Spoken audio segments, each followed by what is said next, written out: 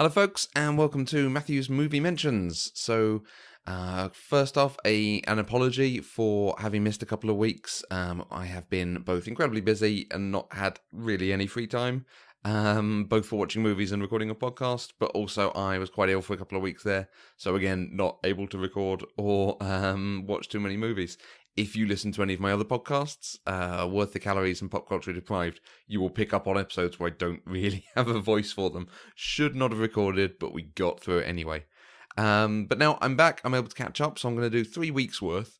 But actually, it's not too many films because I've not had much time at all for watching films. So this week, everything up till the 15th of October, we are going to be discussing The Jungle Book, Snow White and the Seven Dwarfs, 1984, Jackie, Hocus Pocus, Final Score, North by Northwest, Personal Shopper, The Post, The Lobster, Power of Grayskull, The Definitive History of He-Man and the Masters of the Universe, Castaway, The Secret World of Arrietty, Battle of the Sexes, The Extraordinary Adventures of Adele Blanc-Sec, Downsizing, I'm a Cyborg But That's Okay, The Frighteners, Videodrome, and Poltergeist. So there's a few to get through. Jungle Book is the first that we recorded for a season of Disney films that we're doing on Pop Culturally Deprived. It's going to be the second one that we actually release in the end. It was surprisingly more fun than I expected. It doesn't stand up as well against some of the more modern films for children, particularly the sort of Pixar stuff and the live action version of this that I think actually fixes a number of the narrative problems that the Jungle Book itself has. But there is still a lot of fun in there, and the songs are very happy and good to dance to.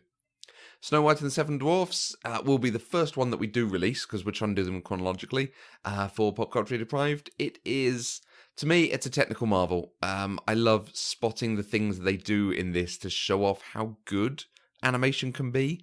Basically, every Disney film released after this is lesser because it's trying to either do something that Snow White did first, or it's trying to do it but save money, so it's doing it in a not as good fashion. 1984 is a film I've been meaning to watch for a very long time now. I'd never made it all the way through the book. I really struggled with it.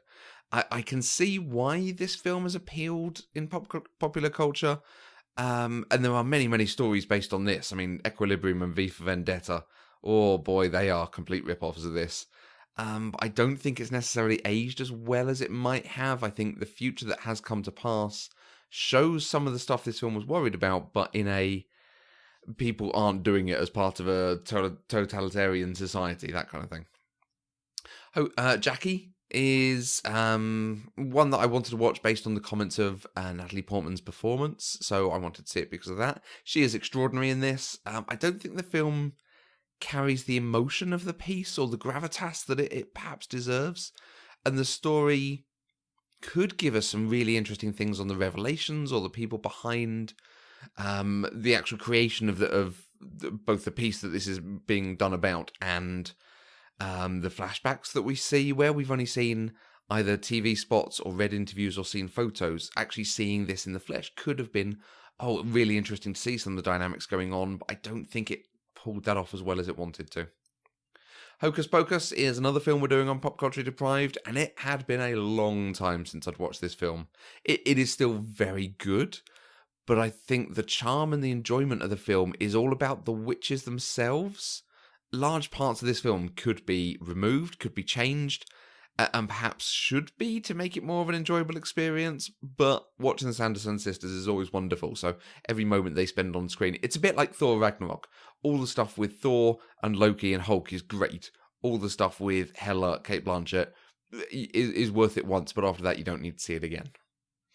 Final Score is Die Hard, but at a West Ham football match. I wasn't going to watch it, but there were a couple of good reviews of this as a Die Hard genre alike. I wish I hadn't. It was predictable and didn't do much that was actually very interesting.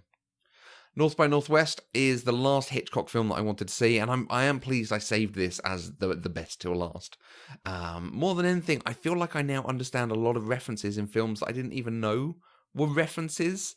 Big Lebowski particularly, I think riffs on this quite a bit that I just had never seen mentioned or realised. So I am genuinely pleased to have seen this. Personal Shopper was a recommendation from @ThisAShaw. The film kept on popping up on my Netflix list as you watched Nocturnal Animals, so you'll like this. It is another very stylish film. I was quite astonished because paranormal films like this try to keep some ambiguity about whether it is a paranormal event or something physical in the real world. They try to sort of hide whether it is or not, but this film absolutely goes, no, there are spirits and there are unusual things happening and we're going to show them to you. And at the same time, keep some ambiguity about exactly what we're seeing. Do we trust the main character that we're following? Do we trust her point of view on it all? It's quite a hard thing to pull off, but I think the film actually did it very, very well. The Post, when I watched All the President's Men, I said that I feel a modern film does this sort of story better because it helps you understand the historical context and set up where you should feel tension better, because All the President's Men was arguably too close to the event. It was assuming everyone knew what it was talking about. The Post is a really good example of this. I felt I really understood every angle and the circumstance of what was happening, but at the same time, it meant we lost a bit of the tension, because where the tension was around, are they going to make a decision to print this thing or do this thing? If they had made the safe decision, the story wouldn't exist. So I think there were things in there they could have focused on that would have come to something and added more tension, that would have hung the narrative better, whereas I think they picked the wrong elements for it. The Lobster, I can appreciate absolutely why this film might leave people cold. It is absurd in the 10th degree. I really enjoyed it. The askew humour, the odd nature of it, as well as how every absurd thing in this just seemed to be taken completely literally. It was a great change from a lot of other films, a lot of very naturalistic films I've watched recently. The performances were all sort of off-kilter slightly, and they were takes on characters that worked very well within the story. And I liked how it didn't seem to end. So even in the end, we weren't totally sure what we were seeing, which often that annoys me, but I think it really worked here because the film was sort of slightly to the left of everything you'd normally see. Power of Grayskull, The Definitive History of He-Man and the Masters of the Universe, is a very poor documentary. It was concerned very much with only portraying positive things about the toys and the series and the movies, almost like it was trying to sell me more toys. It was like it was an official documentary about it. The problems in the production, particularly the film, are very well documented, and it didn't mention them except maybe very obliquely, so it shows the film didn't really want to show the real situation, which meant I couldn't buy into anything it was telling me. Castaway is another film that I should have watched a long time ago. By the point that I watched it this week, I knew all the key elements, and I was annoyed by the too long ending, which I think I'd expected to, because I knew it did actually go on for longer than it should. The film could have ended way earlier than it did, but it was trying to tell more story than was necessary, so I think it actually ruined it a little. The Secret World of Arrietty is a Studio Ghibli movie, and we do love our Studio Ghibli around here. This was not one of those that we love. There wasn't much story here, which it's reminiscent of My Neighbor Totoro, but there wasn't the magical fantasy and the beautiful shots and nature of Totoro. What should be the interesting thing about the Borrowers is the way they use everyday things in interesting ways, and a button suddenly becomes a table and all of this, but that felt utterly missing here. It was a real shame. Back to the Sexes, I knew the overall story, so I wasn't sure whether I would enjoy this at all. But the film did a great job of showing the motivation of each character and the other stories going on, a little bit in the way that The Post did, but in here, it focused on the interesting elements of it. Steve Carell as Riggs didn't come across totally sympathetic, but you got a really good viewpoint on why he was doing this. And at the same time, the supporting cast got a lot of time given to them, which made it possible to understand all the different situations and contextualized everything that was going on. It was done well enough that you could easily parallel it and see impacts on the modern world, which shows quite how adept this film was. The Extraordinary Adventures of Adele Blanc-Sec. The film was about to leave Amazon Prime, so I thought, that sounds interesting. A female Indiana Jones riff in French. It was surprisingly good fun. There were a number of language jokes that I quite enjoyed. Some characters who delivered really good humour, but kept the plot moving. So it was an interesting adventure story. I think everyone should keep an eye out for that one.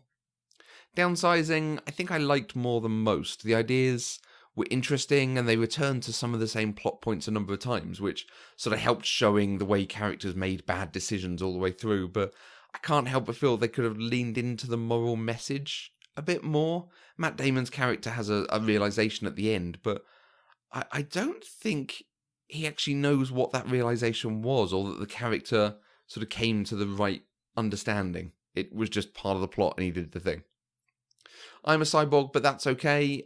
We ended up with mixed feelings on this film. There were some really good ideas presented, but it didn't do much with any of them. I was frustrated that some of the threads were left unresolved, and at the same time liked that there was hope at the end. It presented people finding peace or equilibrium within their fantasies.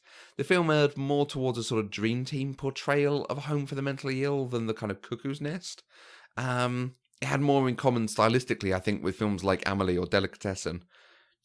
The production was excellent, though. The filming had a really nice kinetic nature that gave it a real feeling of being present for each scene. And the performances were superb. We want to know more about every single character in this film.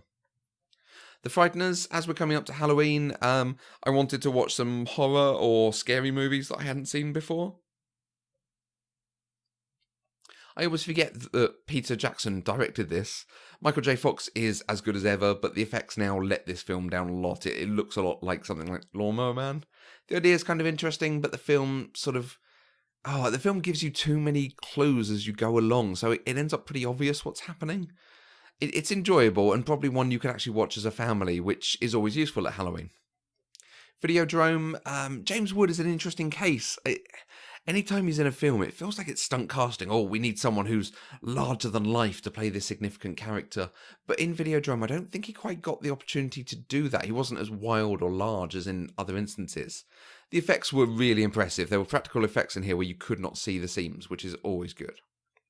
And Poltergeist, I was very disappointed. I can understand why the "they're here" line is so famous, because Carol Ann is a wonderful character, so memorable, but everyone else is completely forgettable, and the story itself is pretty ordinary. My recommendations this week are, I think The Lobster. I think it was the best film I watched that week. Not an easy film to recommend because it was so off-kilter, but it has a very odd humour, and it doesn't really have an ending. There was a lot to enjoy, though. I think I liked the juxtaposition of the two communities we experience, and that our protagonist finds himself in, and the extremes that they go to try to make the world what they want it, rather than finding a central point. And I'd also recommend Battle of the Sexes. It was a great film. Although it's about a tennis match, there wasn't much tennis in it, which is fine because the characters were so well written, so well portrayed, and showed the wider context and situations that caused the event to happen. So over the next week, I'm not going to be watching too many more films for October. I've got a Star Trek convention coming up. I'm watching episodes of The Prisoner for an upcoming podcast. So it's going to be a slightly low month, but I am also like 30 films ahead of myself or something at the moment. So I'm doing okay on target. So there'll be a few films to talk about next week. I will see you all then.